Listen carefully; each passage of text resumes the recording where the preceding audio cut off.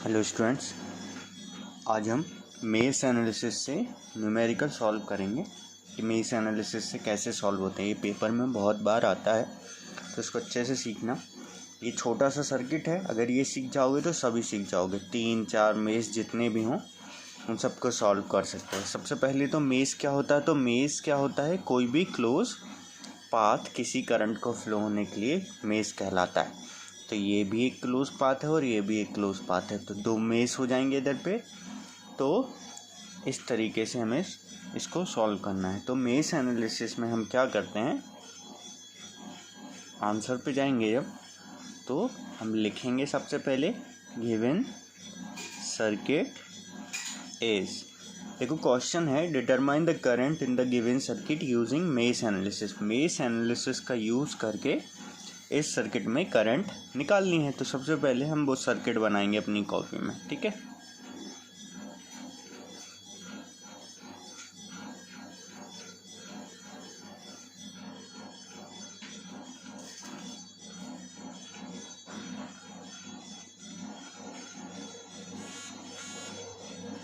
बीस वोल्ट, ठीक है।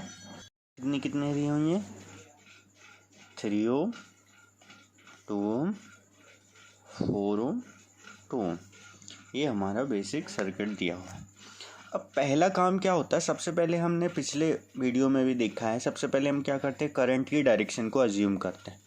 तो हम मान लेते हैं कि करंट इसमें से फ्लो हो रही है, और नॉर्मली करंट प्लस से फ्लो होती है, माइनस की तरफ आती है। बट ऐसा कोई ज़रूरी नहीं है, आप चाहो तो इसके अपोजिट भी करंट मान सकते हो, ठीक है। मतलब क्लॉक वाइज ना मान के एंटी क्लॉक वाइज भी मान सकते हो। उससे होगा कुछ नहीं, आपका जो आंसर आएगा वो नेगेटिव वैल्यूज आएंगी। तो आप समझ जाना कि जो करंट नेगेटिव आ रही है वो जस्ट अपोजिट डायरेक्शन थी जो हमने अज्यूम करी थी, ठीक है। ये ओम है, ठीक है। तो ये मान लिया हमने, दो मेश हैं तो करंट भी कितनी होंगी, 2। इसको नाम दे दिया I1, इसको नाम दे दिया I2, ठीक है।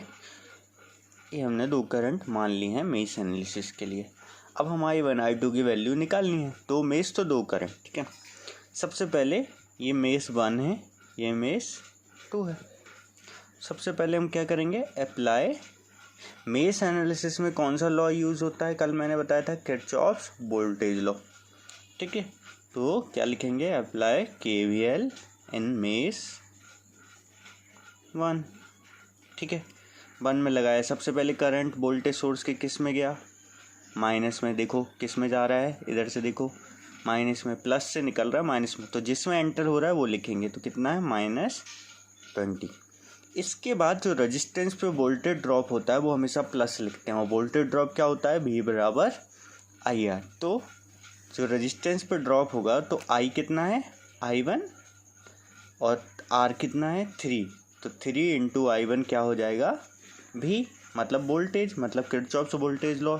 ये भी वोल्टेज, ये भी वोल्टेज। फिर इसके बाद आए इस 2 पे, तो 2 लिखा।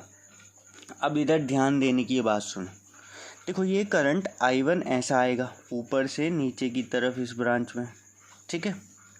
और ये I2 नीचे से ऊपर की तरफ जाएगा, जब ऐसे घूमेगा तो वो नीचे से ऊपर की तरफ जाएगा। तो ये I1 ऊपर से नीचे और I2 नीचे से ऊपर। अब ध्यान दो, तो दोनों की डायरेक्शन कैसी है, अपोजिट। जब अपोजिट होती है डायरेक्शन तो बीच में आता है माइनस साइन। अगर सेम हो तो क्या आएगा, प्लस साइन, नहीं तो माइनस। और क्योंकि अभी हम मेश 1 के लिए इक्वेशन लिख रहे हैं, किसके लिए लिख रहे हैं, मेश 1 के लिए, इसलिए I1 को पहले लिखेंगे और I2 को बाद में, ठीक है। तो क्या आ जाएगा, 2 × I1 - I2, क्योंकि दो करंट फ्लो हो रही थी इस रेजिस्टेंस में से, इक्वल टू 0। इसको सॉल्व कर लिया तो ये 3I1 + 2I1, और ये 2 अंदर गया तो -2I2 इक्वल टू 20। तो ये आ गया 5I1 - 2I2 equal to 20, equation first, ठीक है। ऐसे ही अप्लाई KVL इन मेश 2। अब 2 में लगा रहे, ठीक है। इसमें कोई वोल्टेज सोर्स तो है नहीं, तो प्लस माइनस तो हमें कुछ देखना नहीं है। सीधा इधर से स्टार्ट करते 4 पे, तो 4 × I2, क्योंकि 4 में कौन सी करंट फ्लो हो रही है, I2 दिख रहा है, ऐसी कौन सी आएगी, I2, तो प्लस 4 इंटू I2, फिर प्लस 2 इंटू I2, तो 2 इंटू I2 प्लस, अब ये 2 पे आ गए, वापस से दोनों के बीच में लगा है तो 2। अब फिर से दो करंट है इसमें से I2 और I1, तो बीच में साइन कौन सा आएगा, माइनस। और अब पहले किसको लिखेंगे, क्योंकि हम इक्वेशन मेष 2 में लगा रहे हैं इसीलिए I2 पहले लिखेंगे, I1 बाद में। तो क्या हो जाएगा ये 2I2 minus I1 equal to 0। इसको सिंप्लीफाई कर लेंगे तो ये 2 अंदर गया तो माइनस 2I1, इसको मैंने पहले लिख दिया, plus 4I2 plus 2I2 plus 2I2, 4 2 तो इक्वल टू 0। तो ये आ गया 2I1 और 4 2 6 और 2 8, मतलब 8I2 इक्वल टू 0। इक्वेशन 2। एक इक्वेशन, दो इक्वेशन, दो इक्वेशन, दो अननोन, दोनों को लिख लेंगे। वी हैव, पहली इक्वेशन क्या थी हमारी, 5I1 minus 2I2 equal to 20, और दूसरी थी minus 2I1 plus 8I2 equal to 0। ये इक्वेशन 1 थी, ये इक्वेशन 2 थी। अब इनको सॉल्व करना है तो हम एलिमिनेटिंग मेथड जानते हैं, तो उससे करेंगे। तो उसके लिए क्या करेंगे, equation 1 multiply with 2 and equation 2 multiply with 5। 1 में 2 का गुणा कर देंगे और 2 में कर देंगे 5 का, ठीक है। तो ये इक्वेशन क्या बन जाएगी, 10I1 minus 4I2 equal to 20, और ये बन जाएगी आपकी 10 माइनस में I1, 5 का गुणा करेंगे इसमें, प्लस 40 I2 इक्वल टू 0। इन दोनों इक्वेशन को जोड़ देंगे, जैसे ही जोड़ेंगे तो ये 10 प्लस 10 माइनस 10 क्या हो जाएंगे, ख़त्म। 40 में से 4 गए, कितने बचे, 36, है ना।